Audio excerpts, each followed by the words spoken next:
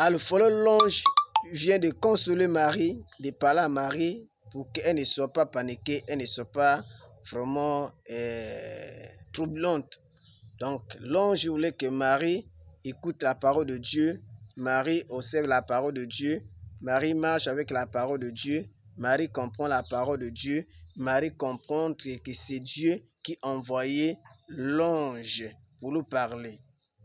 Alors, au verset 31, et voici, tu deviendras enceinte et tu enfanteras un fils et tu lui donneras, autant pour moi, tu donneras le nom de Jésus-Christ.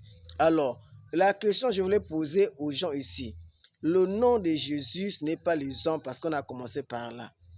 C'est Dieu lui-même a décidé dans le ciel pour que le Fils qui va venir sur la terre, le Fils va porter le nom de Jésus. Alléluia. Vous devez comprendre que le nom de Jésus, ce n'est pas le nom qu'on a ramassé dans la poubelle. Le nom de Jésus, ce n'est pas le nom que tout le monde peut s'amuser. Le nom de Jésus, ce n'est pas le nom que tout le monde peut insulter et peut dire n'importe quoi sur le nom de Jésus. C'est comme si aujourd'hui, on voit les gens en train de tourner des films, des fois le nom de Jésus, en train de mentir, de dire les choses. Non, c'est-à-dire c'est comme si c'est le nom que tout le monde peut s'amuser, tout le monde peut blaguer. Mais la personne qui connaît la valeur de ce nom, il connaît le pouvoir de ce nom, il connaît vraiment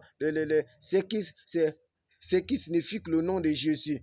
Il ne peut pas s'amuser, il ne peut pas blaguer. Pourquoi? Parce qu'il connaît l'importance, le nom de Jésus. Alléluia.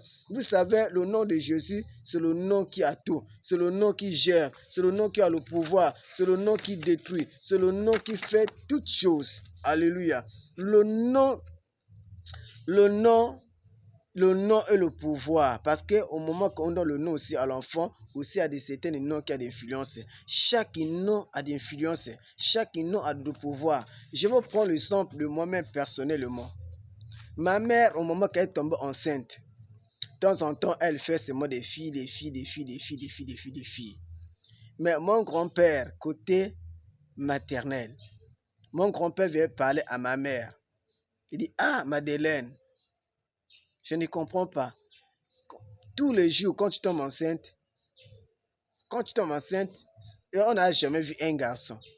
Mais c'est seulement que des filles. Alors que dans la famille, s'il n'y a pas un homme, il y a certaines choses qui ne peuvent pas marcher. Il faudrait dans la famille, on doit avoir aussi un homme. En cas d'un problème, il va parler, il va prendre aussi des devants.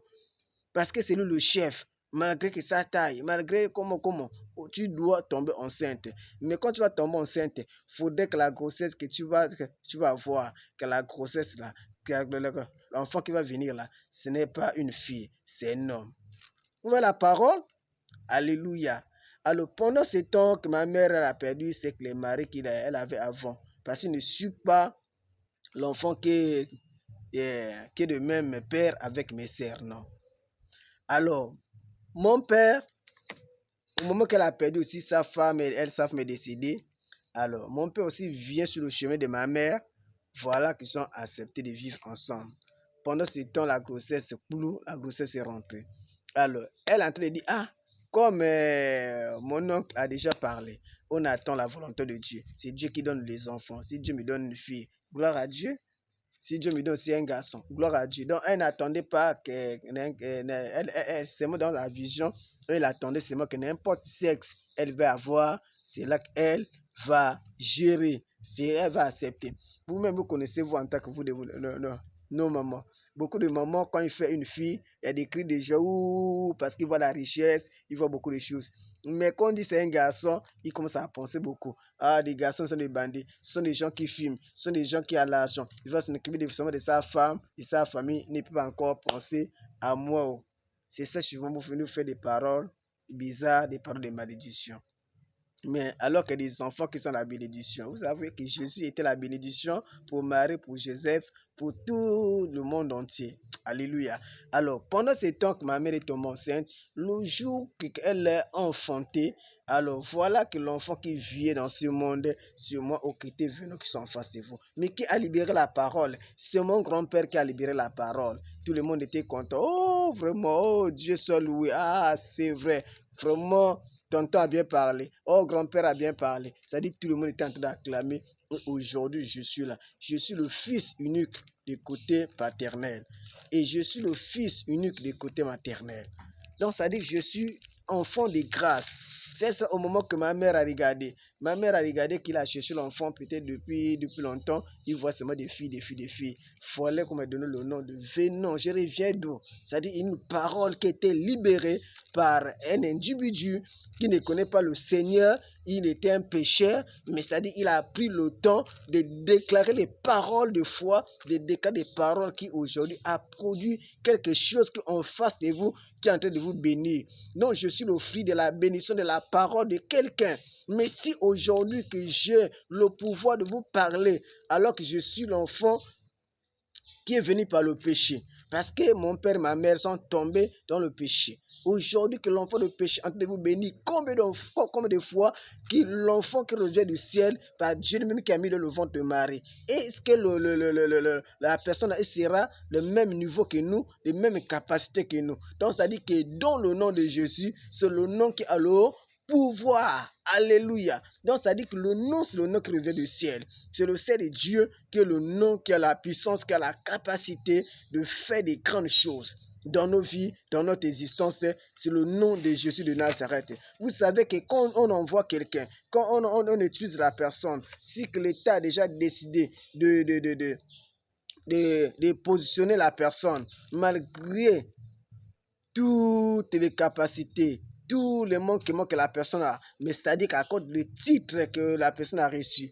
Alléluia. Regarde les policiers qu'on voit, les policiers au bord de la route. Regarde les gendarmes qu'on voit au bord de la route. Des fois, quelqu'un n'a pas de sens, mais tu es en train de regarder à cause de la tenue qu'il a portée, à cause des éléments qu'il a portés. On est obligé de respecter parce qu'il n'est pas n'importe qui. C'est quelqu'un qui peut te faire mal parce que l'État a l'œil sur lui, parce qu'il présente l'État. C'est un ambassadeur qui présente son pays. Donc, c'est-à-dire que le nom de Jésus, c'est le nom ne s'amuse pas. Vous voyez qu'au temps de Moïse, vous comprenez qu'au temps de Moïse, vraiment, Moïse, il était né en Égypte. Il est grandi en Égypte, malgré qu'il est grandi aussi dans la maison de Pharaon. Mais jusqu'au moment qu'il est arrivé d'âge de 40 ans, il commence à fréquenter les frères et les sœurs. Mais pendant ce temps qu'il est arrivé, que les frères et les sœurs étaient en train vraiment de vivre vraiment la souffrance.